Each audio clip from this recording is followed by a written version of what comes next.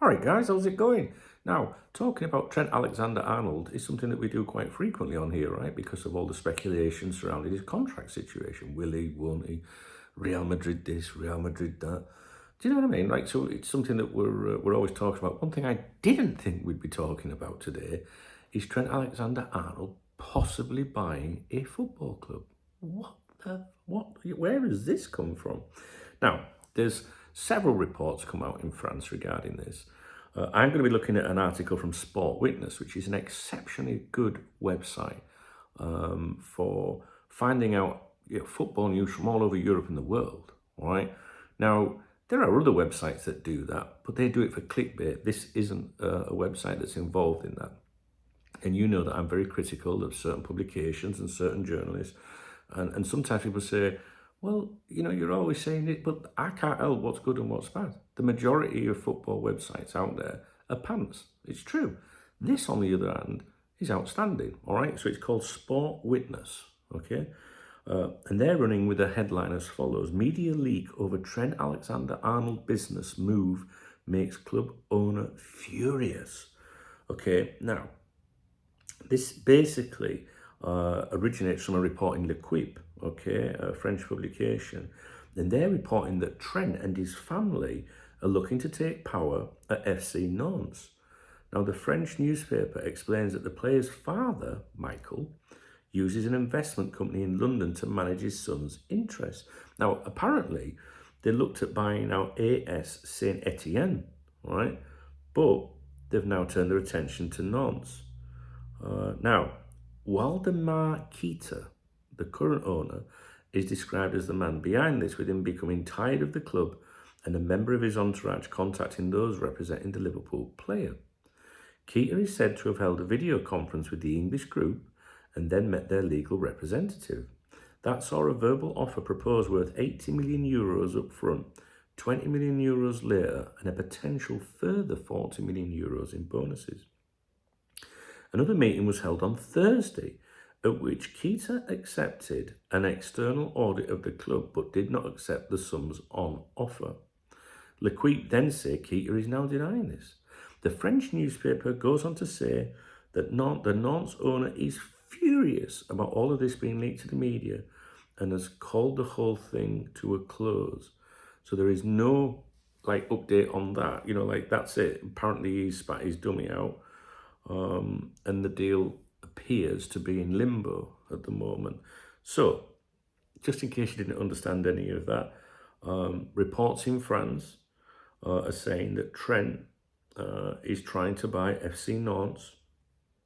His dad is using an investment company in London that deals with all Trent's investments and things like that.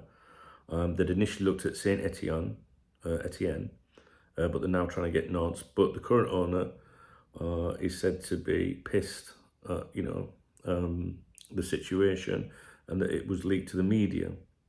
And right now, nobody knows whether that will go ahead. So what do you think of that then? Trent's not daft, that fella, is he? Imagine owning a football club.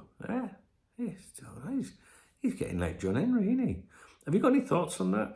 The first thing, when I read that about an hour ago, when I was in bed, when I was waking up, and I read it, and I was like, what has happened in football? Do you know what I mean? Like, we've now got footballers buying football clubs. Like, not wrong with that. I think it's pretty cool, to be honest with you. And why not? I mean, years ago, when you think back to people like Robbie Fowler owning hundreds of houses, do you know what I mean? Like, switched on. I don't know. For me, you can only spend so much money in life. Do you know what I mean? And I never have a problem spending what I've got. There's certainly never anything left over. But a football, like if you're a multi-millionaire, I'm not sure I'd want to buy a football club if I was a footballer just to make more money. But if it was a genuine passion, I would love that. I mean, I've always thought that. Do you ever think that, when I win the Euro Millions, you win hundreds of millions or whatever. Would you buy, say, an executive box at Anfield? Would you try and invest? I mean, at one time, you could have invested in Liverpool Football Club, right? But you still could, but you'd probably lose all your Euro Millions winnings if you got the jackpot for a tiny percentage. But there would have been one time years ago when, You know, a lot of that money would have got you a sizable chunk of the club, but obviously the valuation's immense now. But I always thought, even back then, when a big jackpot win would enable you to, you know, be someone important at the club, whether it was an executive box or whether you were some kind of investor, you know, minor investor or whatever. Even back then, I used to think, nah, I'd rather buy a little football club down the divisions and try and like make it successful. Do you know what I mean? I mean, you could say like that, what they've done with Wrexham. It's amazing what they've done with Wrexham. If you've never seen that series, you know, the Wrexham stuff, go and watch it. It's incredible. I watched it and thought, why are our owners like that? Do you know what I mean? And then there's the club that I support in Spain, Benidorm, right? Benidorm Football Club. They're owned by David Villa. You remember David Villa, right?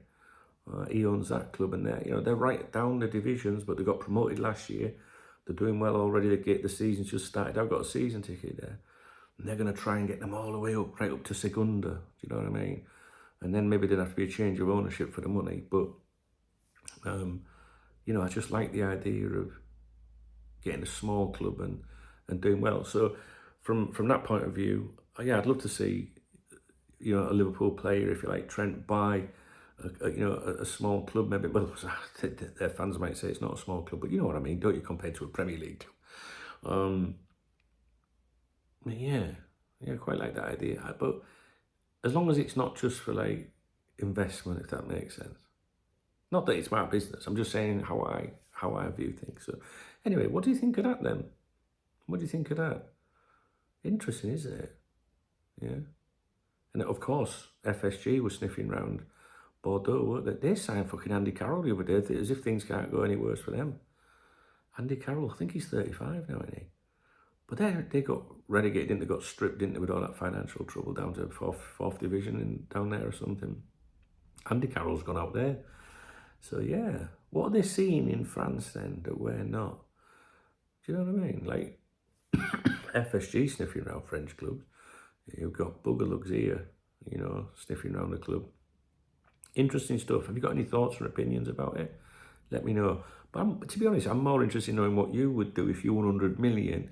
Would you want your executive box at Anfield? Or would you think, nah, I'm going to go and buy a little football club and try and make it successful and make people happy?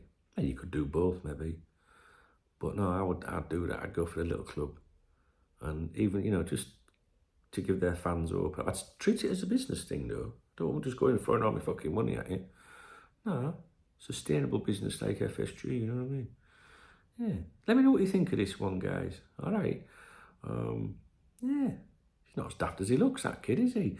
Hey, if you appreciate this video, please thumbs up. Please drop me a comment.